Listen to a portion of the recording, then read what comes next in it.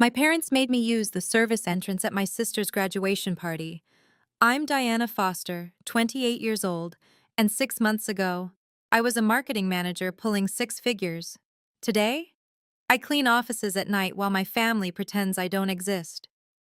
They disowned me for taking a janitor's job after losing my corporate position, called me a disgrace to the Foster name. But what happened at my sister's Harvard Law graduation changed everything when my billionaire boss arrived with a letter that silenced 200 guests.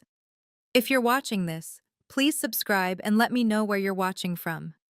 This is how I discovered I owned more of my family's company than they did.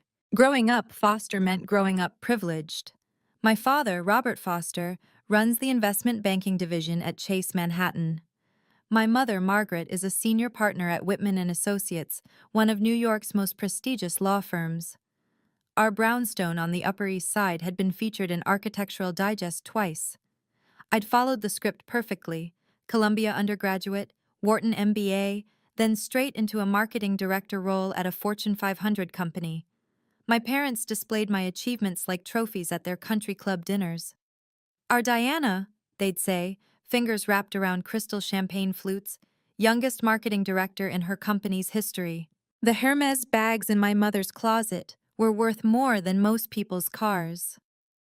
My father's Patek Philippe collection sat in a climate-controlled safe. These weren't just possessions, they were proof of our position in their world. Then came the merger. Restructuring, they called it. Redundancy elimination. One Friday afternoon, I was clearing six figures. By Monday morning, I was clearing out my office. I wasn't worried at first. With my resume, finding another position would be simple. My parents assured their friends it was just a temporary setback. Diana's fielding multiple offers, my mother told her book club, though she'd never asked me about my search. But the market had shifted. Every position had hundreds of applicants. Overqualified, they said. Too senior for junior roles, too junior for senior ones. After 3 months, my savings were depleting. After 4, I was behind on rent. That's when I made the decision that would cost me my family. Instead of asking my parents for help, knowing it would come with strings that would strangle me, I applied for a job I knew I could get. Night janitor at Wellington Industries. The pay was honest. The work was harder than any PowerPoint presentation I'd ever delivered. I called my parents on a Tuesday evening. I could hear Vivaldi playing in the background, their dinner party soundtrack. I found a job, I said. Finally. My mother's relief was palpable. Which firm? I hope you negotiated properly this time. It's at Wellington Industries. Marcus Wellington's company? My father's voice brightened. Excellent, what's the position? Facilities maintenance, night shift. The music stopped. I heard my mother's wine glass hit the marble counter. You're joking, she said. It's honest work. The pay covers my bills. You're throwing away your education to scrub toilets? My father's voice had that dangerous, quiet tone I remembered from childhood. I'm surviving, Dad. Isn't that what you always taught me? To be self-sufficient? Not like this. The quiet shattered. What will people at the country club think? My daughter, a janitor? Your daughter who's paying her own rent. You're doing this to spite us, my mother accused. This is about that argument at Thanksgiving, isn't it? It wasn't. But explaining dignity to people who measured worth in stock portfolios seemed pointless. I start Monday, I said. Then don't bother coming to Sunday dinner. Or any dinner. The line went dead. What they didn't know, what I hadn't told them, was that I actually found peace in the work. After years of corporate politics and manufactured crises, there was something profoundly satisfying about visible results. A dirty floor became clean. A messy conference room returned to order. No one questioned if my work added value. It was evident in every surface I touched. My parents would never understand that. To them, I hadn't just taken a job beneath my station. I'd chosen to become beneath them. The irony? I'd never felt more like myself. My sister Stephanie had always been the golden child. 4 years younger, infinitely more ruthless. While I'd gotten into Columbia through good grades, she'd gotten into Harvard through good connections, specifically, my mother's former roommate on the admissions board. Diana works in maintenance now, she posted on Instagram, alongside a photo of me from last Christmas. So proud of my sister for finding her calling. Hashtag blue collar, hash family first, hashtag honest work. The emojis didn't hide the mockery. Her friend's comments certainly didn't. OMG, is this real? Your sister? The one with the Wharton MBA? At least someone's keeping the offices clean for real workers. Stephanie screenshot the post and sent it to our family group chat, the one I'd been removed from the next day. Growing up, everything had been a competition I didn't know I was losing. My A+ meant nothing next to her A++ with extra credit. My acceptance to Columbia was overshadowed by her early admission to Harvard. When I landed my marketing director role, she announced her law review position the same day. Stephanie understands ambition, my mother would say. She's going places. The implication was clear, I wasn't. But here's what they didn't see. Stephanie's ambition was entirely dependent on our parents' resources. Her internships came through Dad's connections. Her apartment near Harvard? Mom's investment property. Her designer wardrobe for interviews? Graduation gifts from their friends. Meanwhile, I'd been paying my own way since 22, too proud to ask for handouts. 3 weeks into my janitor job, a cream-colored envelope arrived at Wellington Industries, addressed to me at the facilities department. Inside, Stephanie's graduation announcement gleamed with gold embossing. The handwritten note at the bottom, in my mother's perfect cursive, read, "Service entrance, don't embarrass us." At least they were being honest now. The isolation came in waves. First, the unfriending on social media. My mother, then father, then Stephanie. Extended family followed like dominoes, probably warned about associating with the family disappointment. My mother's birthday came and went.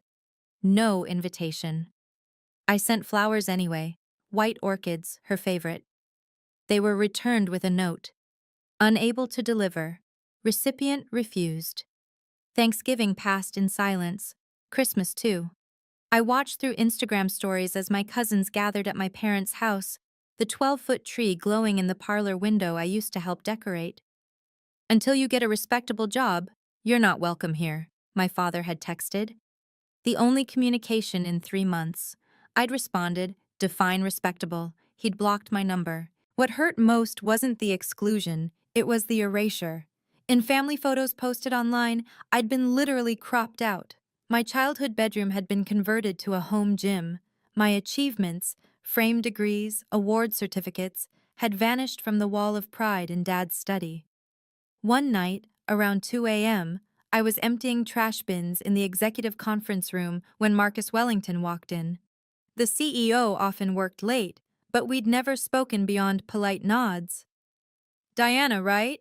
he said, setting down his coffee. "I've noticed you're always here, even on weekends." "Jobs don't clean themselves, Mr. Wellington." He studied me with eyes that had built an empire. "You're not what I expected when HR mentioned our new night janitor had an MBA. I kept emptying bins." Expectations are often disappointing. "Indeed," he paused. "Your last name, Foster. Any relation to Foster Holdings?" My hands stilled on the trash bag. "Robert Foster is my father." "Interesting." His tone suggested he knew more than he was saying. Family businesses can be complicated. If only he knew how complicated. Marcus Wellington started staying later, always appearing when I cleaned the executive floor. Our conversations began simply: weather, news, the Knicks' losing streak. Then they evolved. "Why not ask your family for a position at Foster Holdings?" he asked one night, watching me polish the conference table. "They made it clear I'm not worthy of the Foster name anymore." "Because you took this job?" "Because I didn't beg them for help. Because I chose dignity over degradation." He nodded slowly. "Real worth isn't measured by job titles, Diana. Tell that to my parents. I'd rather show them." The comment hung in the air, unexplained.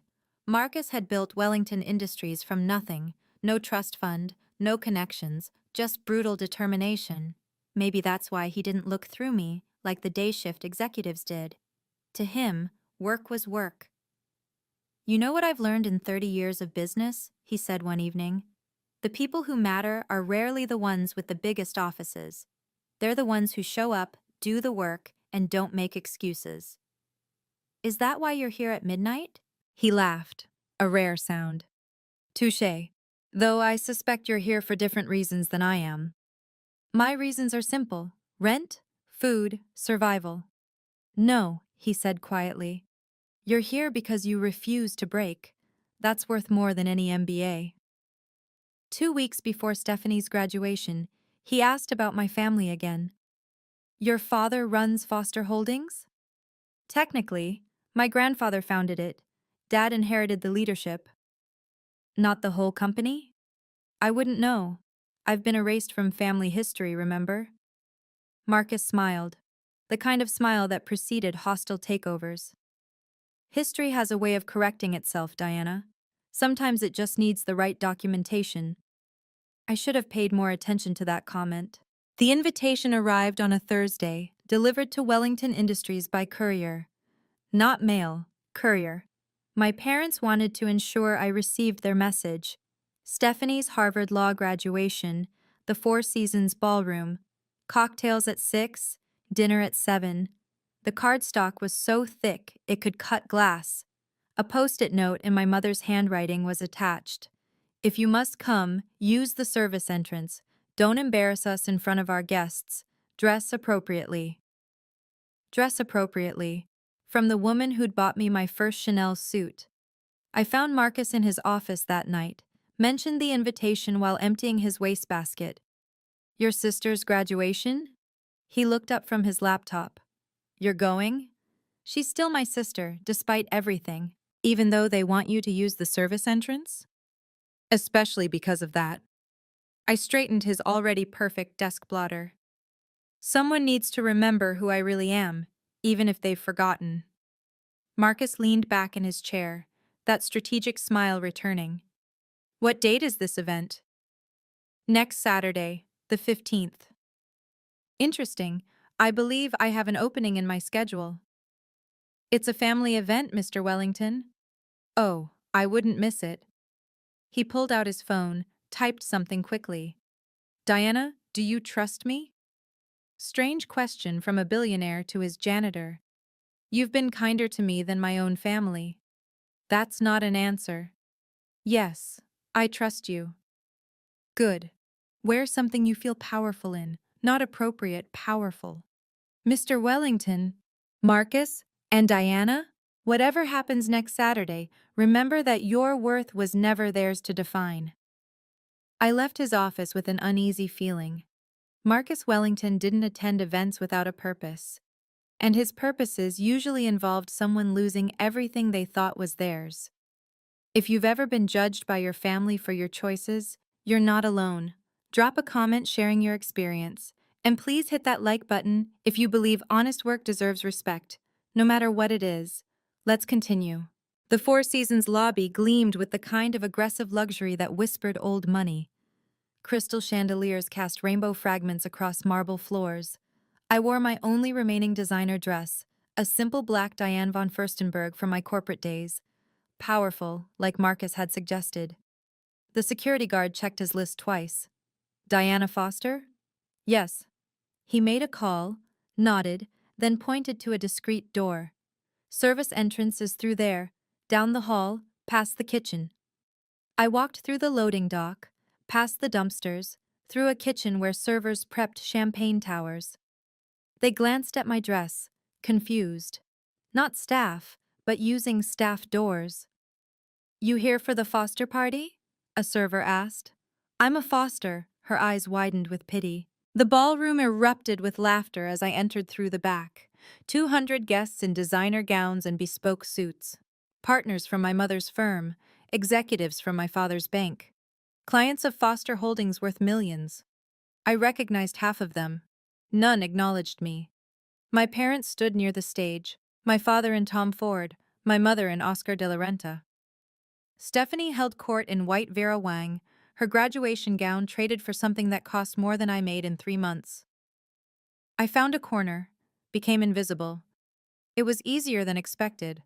I'd become an expert at not being seen. Then Stephanie's voice rang out over the microphone. "Oh my God, everyone! My sister, the janitor, actually came!" Her laugh tinkled like breaking glass. "Diana, don't hide. Come say hello." 200 faces turned. The room fell silent except for the soft clink of champagne flutes and someone's horrified whisper. She really became a janitor? My father stood up, his face the color of expensive Bordeaux. "You're an embarrassment," my father said, his voice carrying across the ballroom. "We gave you every opportunity, every advantage, and you chose this?" "I chose to work, Dad." "You chose to humiliate us." My mother stood beside him, her voice sharp as her cheekbones. "Do you know what people say?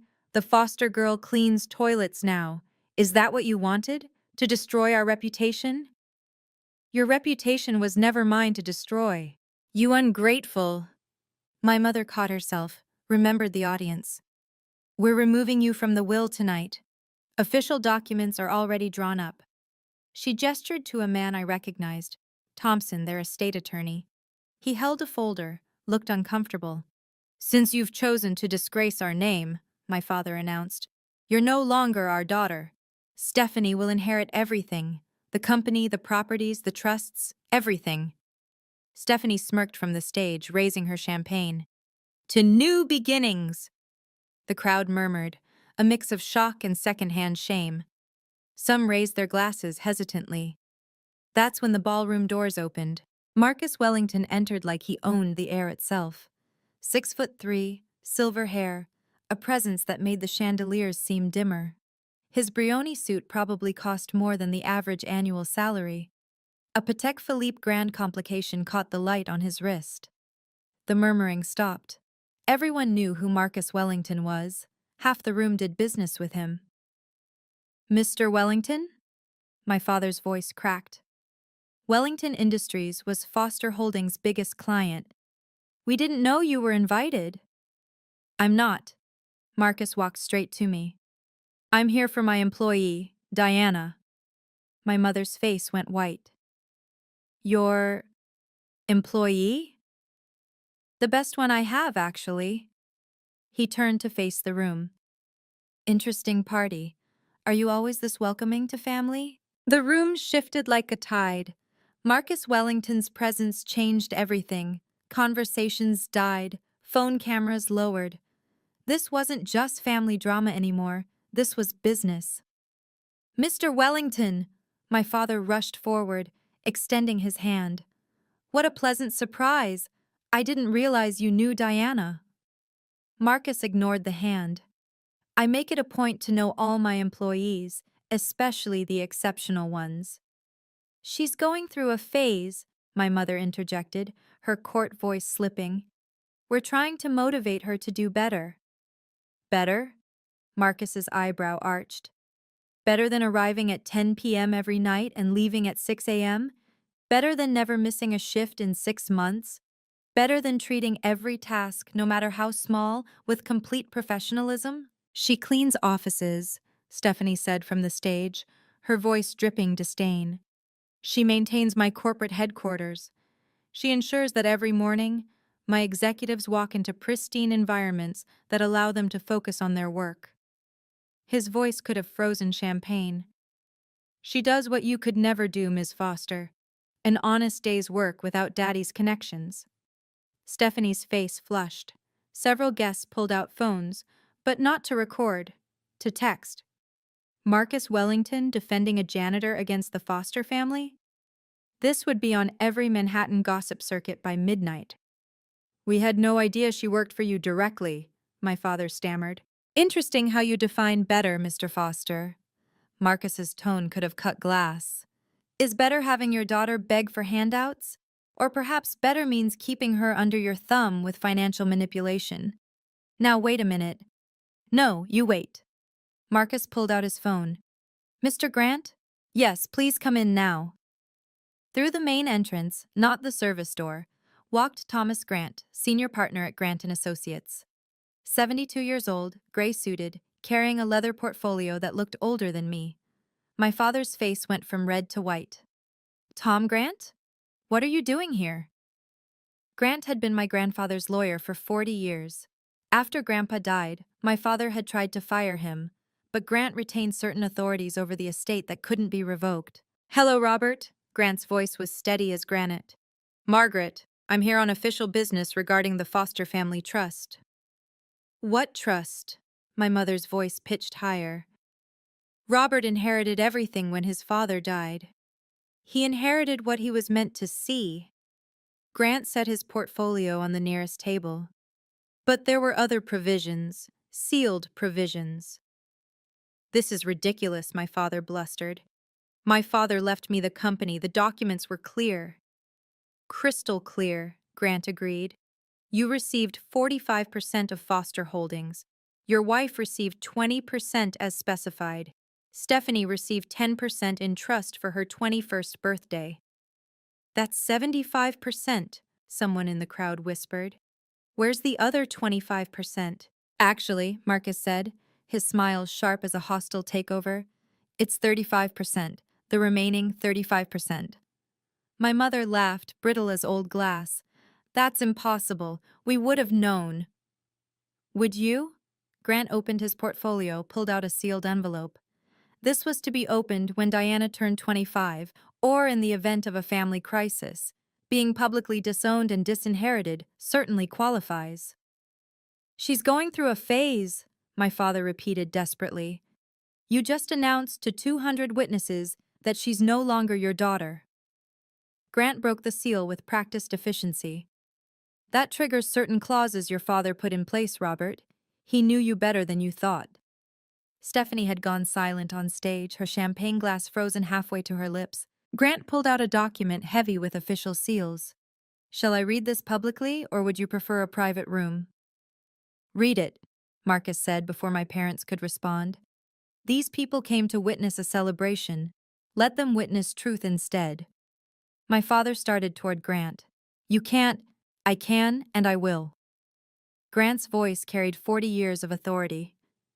It's my fiduciary duty. He cleared his throat.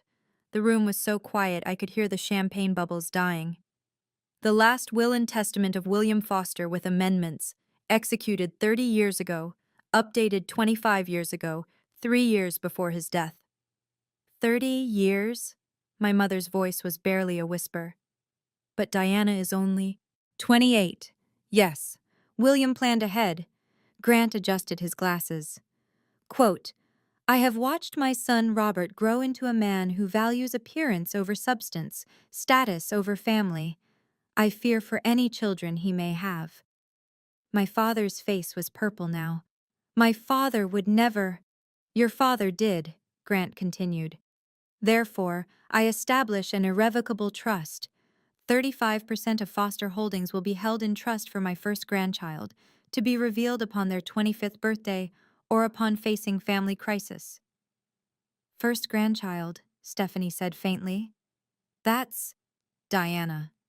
Marcus's smile could have launched 1,000 lawsuits. Your sister, the janitor. Grant wasn't finished. This trust shall remain secret until activated. If my son proves worthy, if he raises his children with love regardless of their choices, it need never be revealed. But if he disowns, disinherits, or publicly humiliates his child for choosing their own path. He paused, looked directly at my father. Then that child immediately gains full voting control of their shares, superseding all other shareholders in matters of company governance. The silence was deafening. Then someone whispered, 35%. She's the largest shareholder. My legs felt weak. 35% of Foster Holdings, worth approximately $50 million. This is fraud, Stephanie shrieked from the stage. Diana manipulated Grandpa. She must have. Diana was 3 years old when this trust was created, Grant said mildly. Rather difficult to manipulate anyone at that age. Then it's fake. Test the documents. They've been authenticated by 3 independent firms, Grant replied. Copies have been filed with the SEC for the past 3 years, as required by law. Your grandfather was nothing if not thorough. Marcus stepped forward. I knew about the trust 6 months ago, public filings, for anyone who bothered to look. That's why I made sure Diana's job application was approved. I stared at him. You knew? I investigated Foster Holdings before you applied. Imagine my surprise finding a hidden trust for a foster heir who wasn't even listed on the family website anymore. He turned to my parents. You erased her from everything, but you can't erase legal documents. You hired her to embarrass us, my father accused. I hired her because she walked into my building at 10 p.m., desperate for work, any work, and never once mentioned her family name. Do you know how rare that is? Real integrity? But the trust, my mother said desperately, there must be conditions. There are. Grant pulled out another page. The beneficiary gains voting control only if publicly rejected by the family. Otherwise, shares remain non-voting until the beneficiary's 40th birthday. So if we hadn't, my father couldn't finish. If you hadn't disowned her tonight, in front of 200 witnesses, she would have had wealth, but no power. Marcus's laugh was sharp. Your cruelty was your downfall. Stephanie threw her champagne glass. It shattered against the wall, champagne sliding down like tears. I'm supposed to inherit everything. I'm the one who went to Harvard. Sometimes the people who should support us the most become our biggest critics. If this story resonates with you, please share it with someone who needs to hear that their worth isn't defined by others' opinions. Subscribe and ring the bell so you don't miss what happens next. Grant pulled out one final envelope. There's a letter, from William to Diana, to be read upon trust activation. My hands shook as I took it. My grandfather's handwriting, still bold after all these years. My dearest Diana, I read aloud, my voice steadying with each word. If you're reading this, your father has failed the test I hoped he would pass. I write this as I watch you, 3 years old, sharing your cookies with the housekeeper's daughter while your father scolds you for inappropriate associations. My father made a sound like he'd been punched. I see myself in you, the real me, before money complicated everything. I built Foster Holdings with these hands, started as a construction worker, married your grandmother when I had nothing but ambition. Your father has forgotten this. The room was silent except for my voice. Robert values appearances over truth, status over family. I've watched him become everything I fought against. So I give you what he values most, control of what I built. Not because you need it, but because he needs to learn that worth isn't measured in titles or degrees. I looked up at my parents. My mother was crying, angry tears that ruined her perfect makeup. The trust was structured to protect you. If Robert had been the father I hoped, you'd have received comfortable wealth at 40. But if he rejected you for living authentically, you'd receive power immediately, power to reshape Foster Holdings into something worthy. Grant spoke softly. There's more. The trust includes board appointment rights. Diana can restructure leadership effective immediately. No, my father lunged forward. I built that company. You inherited it, Marcus corrected. There's a difference. And Diana just inherited control, Grant added. The documents are ironclad, Robert. I made sure of that. How did nobody know about this? My mother's voice was hollow. 30 years. And nobody knew? Your father-in-law was brilliant, Grant explained. The trust was registered in Delaware, held by a shell company in Nevada, managed by a firm in Switzerland. All legal, all reported, but unless you knew where to look. You knew, my father accused Grant. All these years you knew. I was bound by attorney-client privilege. William was my client, not you. Grant's voice held no apology. I watched Diana grow up, watched you favor Stephanie, push Diana aside. I documented everything as instructed. Documented? Stephanie had come down from the stage, mascara streaming. What do you mean documented? Grant pulled out a tablet. Every birthday you celebrated for Stephanie while ignoring Diana's. Every time Diana's achievements were dismissed. The Christmas you gave Stephanie a car and Diana a gift card. It's all here. That's invasion of privacy. That's following my client's instructions. William wanted evidence in case this went to court. Grant swiped through files. Did you know Diana graduated summa cum laude? You didn't attend the ceremony. Too busy with Stephanie's high school play. I hadn't known anyone noticed that. Mr. Wellington, my father turned desperately to Marcus. Surely we can discuss this. You're our biggest client. Was. Marcus's correction was swift. Wellington Industries will be reviewing all contracts. It seems I need to diversify my partnerships. The threat was clear. Without Wellington Industries, Foster Holdings would lose 30% of its revenue. Diana, my mother tried, her voice switching to the honey tone she used in court. Sweetheart, we can work this out. You don't want to destroy your family's legacy. I don't want to destroy anything, I said quietly. I just wanted to be enough. Grant pulled out another letter, this one addressed to Robert. William left you a letter too, to be read if the trust activated. My father snatched it, read it silently. His face went from purple to white to gray. Read it aloud, someone called from the crowd. We all witnessed the disowning. We should witness this too. My father's hands shook. I won't. Then I will. Grant took the letter back. Robert, if you're reading this, you've failed as a father. I gave you everything, education, connections, wealth, but I couldn't give you empathy. You've become the kind of man who measures worth in dollars, not character. Each word was a public execution of my father's pride. Diana has my spirit. I saw it when she was 3, giving away her toys to children who had less. You scolded her for that. That's when I knew I had to protect her from you. Protect her? My father's voice cracked. I gave her everything. You gave her things, Grant corrected. Your father gave her security you couldn't take away. Grant continued reading. The trust wasn't about money, Robert. It was about power. The power to stand up to you. The power to choose her own path. The power to be free from your conditional love. Our love wasn't conditional, my mother protested. You literally just disowned her for being a janitor, someone in the crowd muttered. Grant wasn't finished. I structured this trust to give you every opportunity to be better. 22 years to prove you could love your daughter unconditionally. You failed. Now Diana has what you value most, control. Perhaps losing it will teach you what really matters. The letter ended with, I hope someday you understand that I did this from love, for both of you.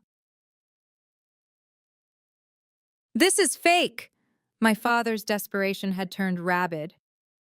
I'll contest this in court. I have lawyers. You have lawyers, Grant agreed. I have documents filed with the SEC 3 years ago. Which do you think carries more weight? Margaret, my father turned to my mother. Tell them, you're a lawyer. My mother was scanning the documents with professional eyes. Her face told the story. They were real. The notarization is authentic, she said quietly. The SEC filings, Robert, these are real. Then we'll claim undue influence, mental incapacity. Your father updated this trust 3 years before his death, Grant said patiently, during which time he negotiated the Hartman merger, expanded into 3 states, and played tennis twice a week. Good luck proving incapacity. Marcus pulled out his phone. I can have my legal team here in 20 minutes if you'd like to escalate this, Robert. Fair warning.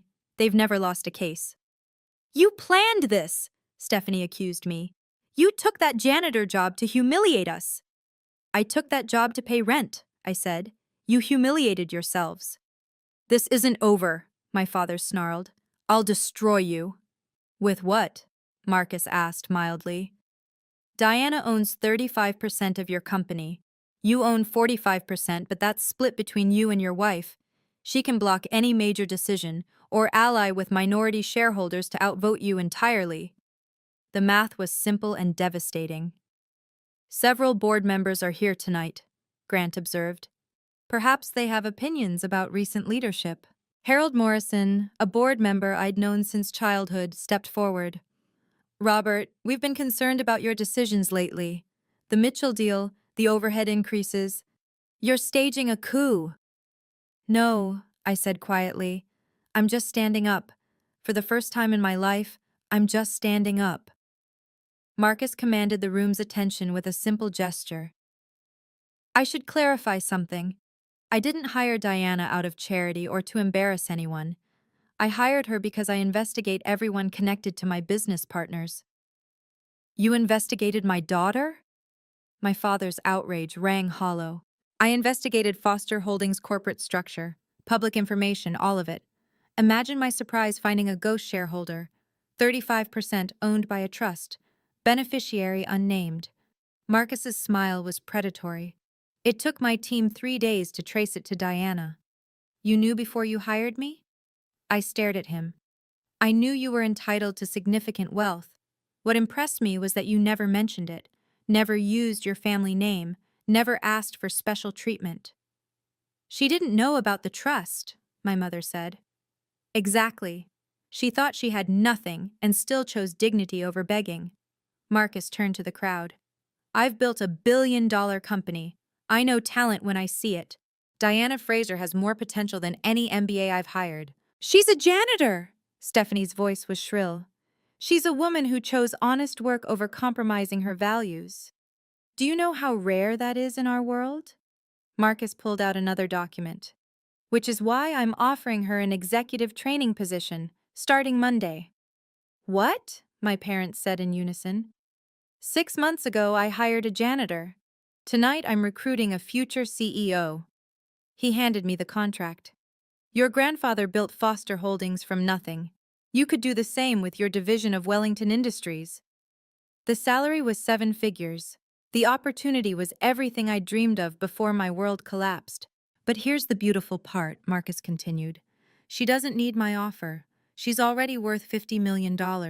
She can tell us all to go to hell.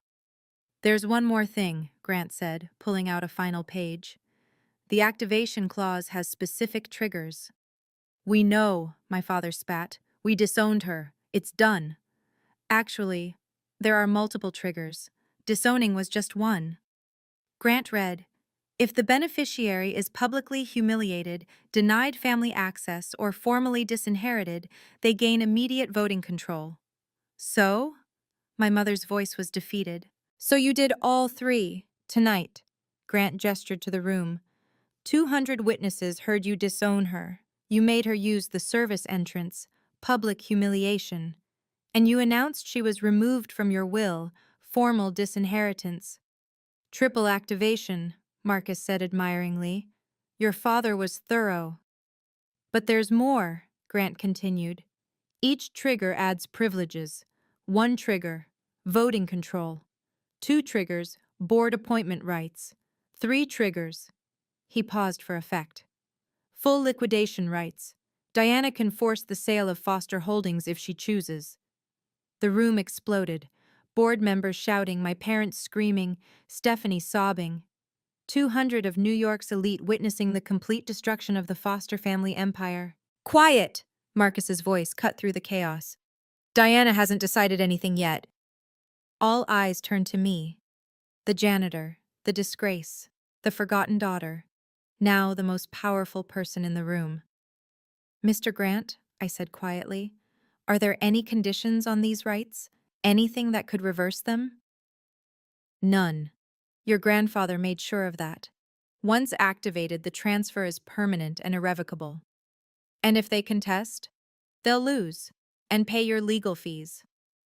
I looked at my parents, my father, who'd built his identity on controlling others, my mother, who'd measured love in achievements, Stephanie, who'd never questioned why she was the favorite.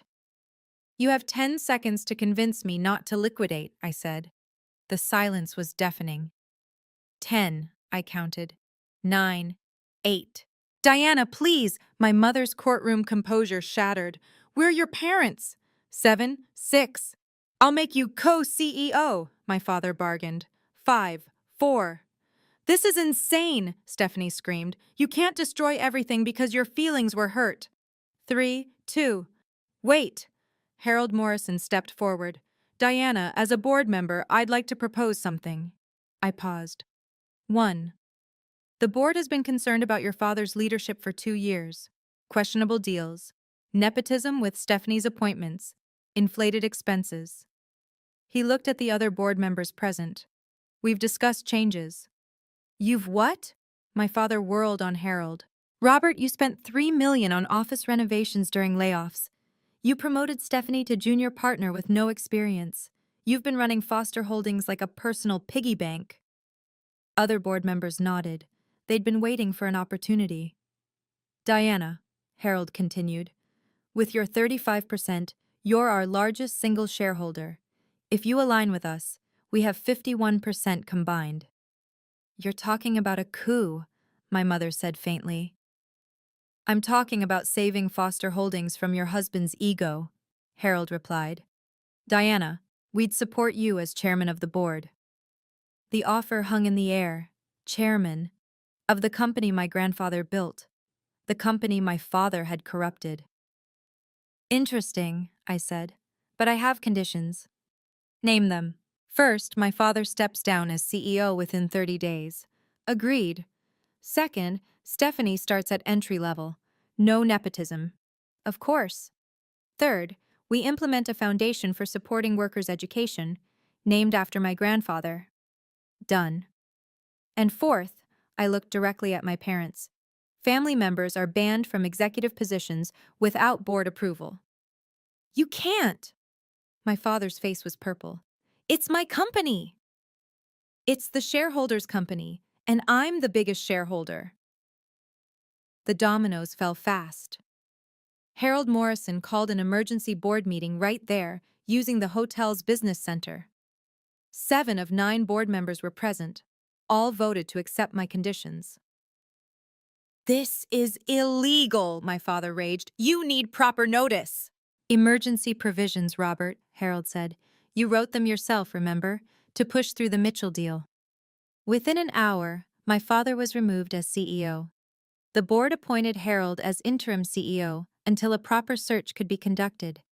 The vote was unanimous, except for my parents' shares. Stephanie had collapsed in a chair, her Harvard Law degree suddenly worthless at Foster Holdings. I was supposed to be partner by 25, she whispered. You still can be, I said. Start in the mailroom. Work your way up. Earn it. Like you earned your janitor job? She spat. Exactly like that.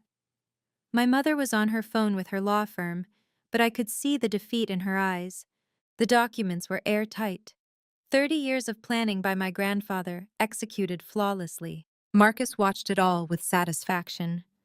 Your grandfather would be proud. Would he?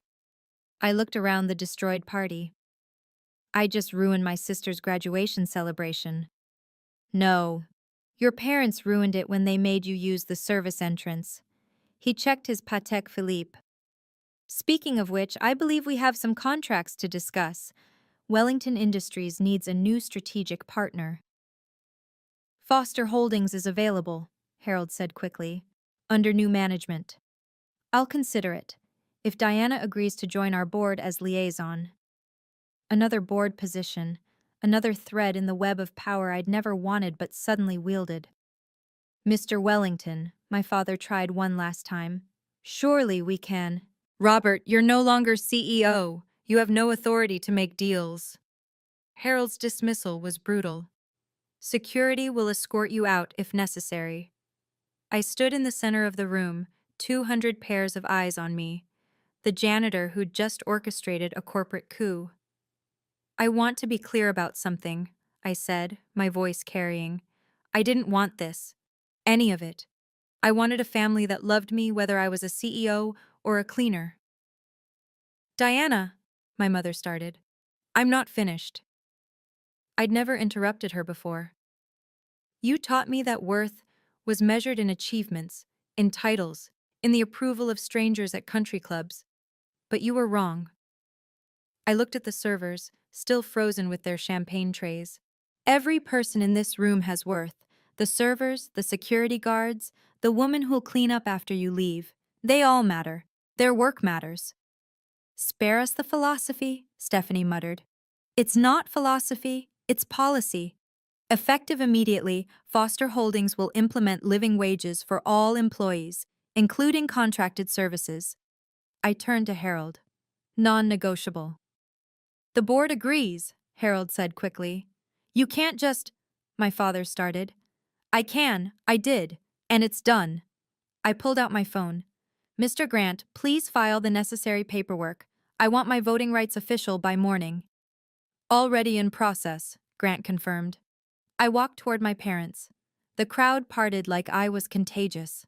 You have a choice, I said quietly. Accept me as I am, janitor, executive, or anything in between, or lose me forever. But you won't control me.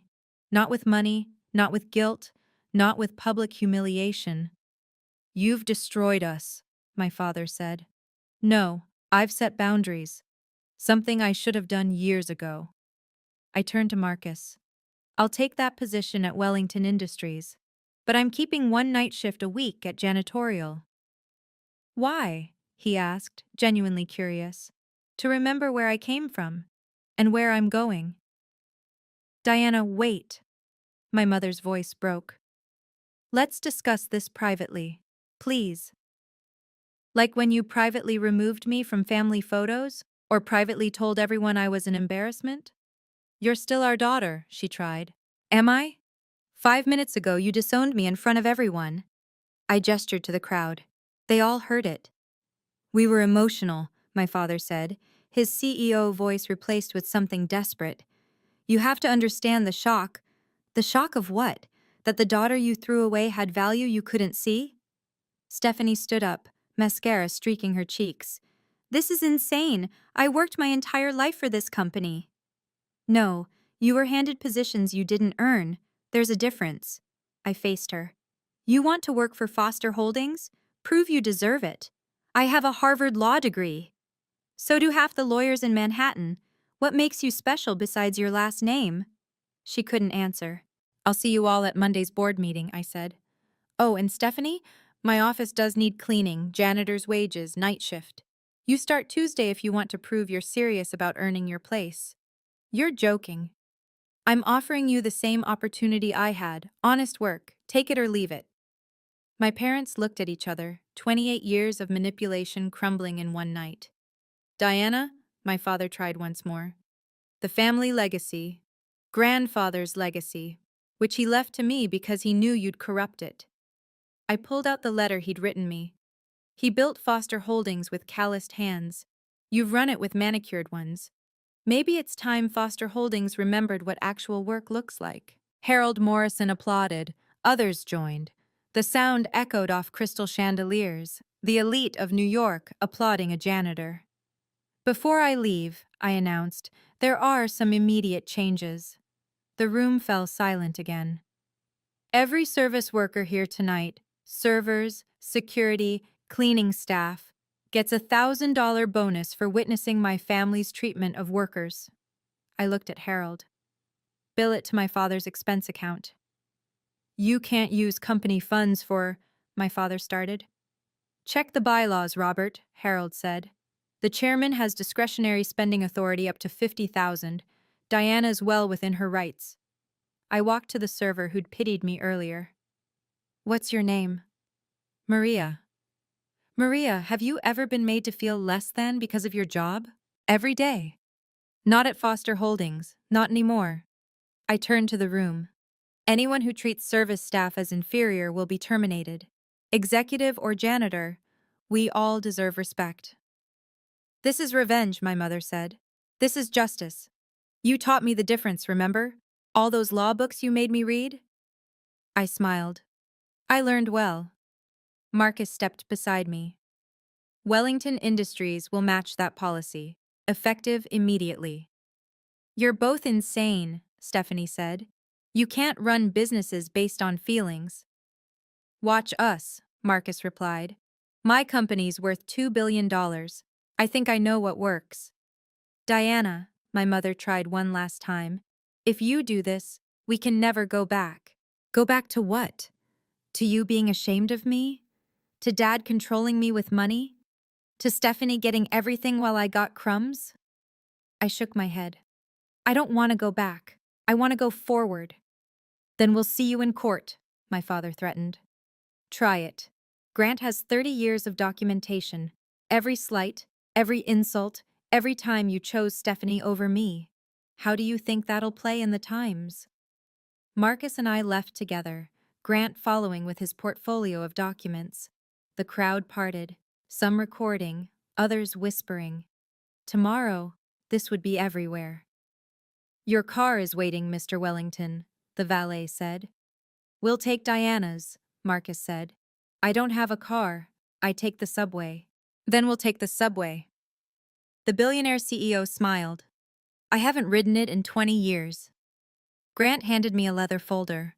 Everything you need: voting certificates, board appointments, financial statements.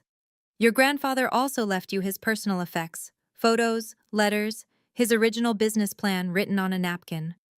He really started with nothing? Less than nothing. He owed money to everyone. Grant smiled. But he had something your father never understood: humility. He never forgot being poor. And now I own his company. 35% of it, worth approximately $50 million at current valuations. $50 million. 6 months ago, I was behind on rent. Now I could buy my parents' brownstone 10 times over. It's the end. What will you do? Marcus asked as we walked toward the subway. Learn, build, prove that grandfather was right to trust me. I paused. And keep cleaning your offices 1 night a week. Really? Really. It keeps me grounded. Literally. I smiled. Plus, I like the peace. No one bothers you at 2 a.m. Your parents will fight this. Let them, they'll lose. Your sister? She'll either learn humility or learn nothing. Her choice. We descended into the subway station, a billionaire and a millionaire janitor, while above us, my family's world collapsed. You know what the ironic part is?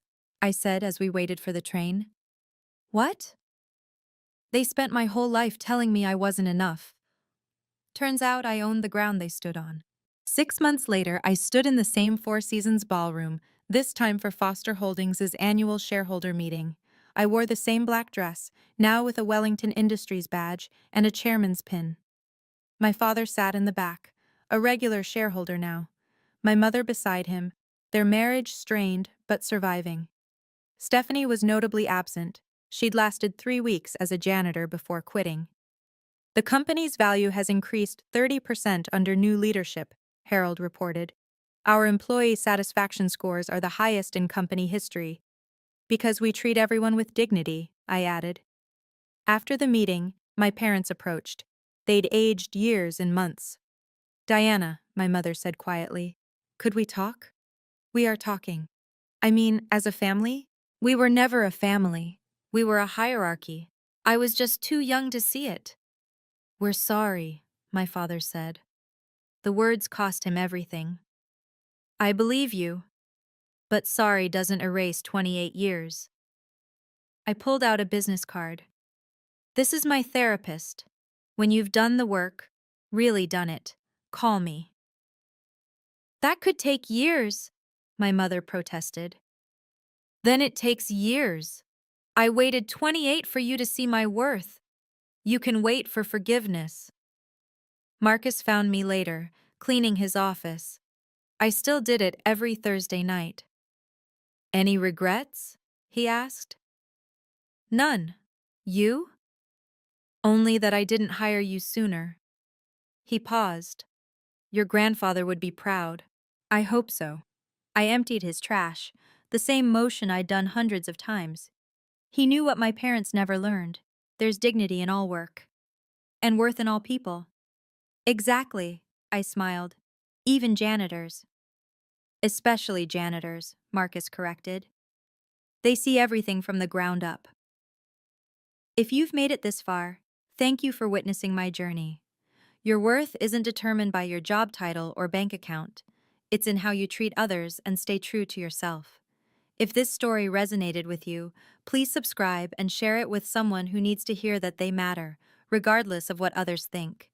Comment below with your own experiences of proving doubters wrong. Remember, sometimes the best revenge is simply knowing your worth.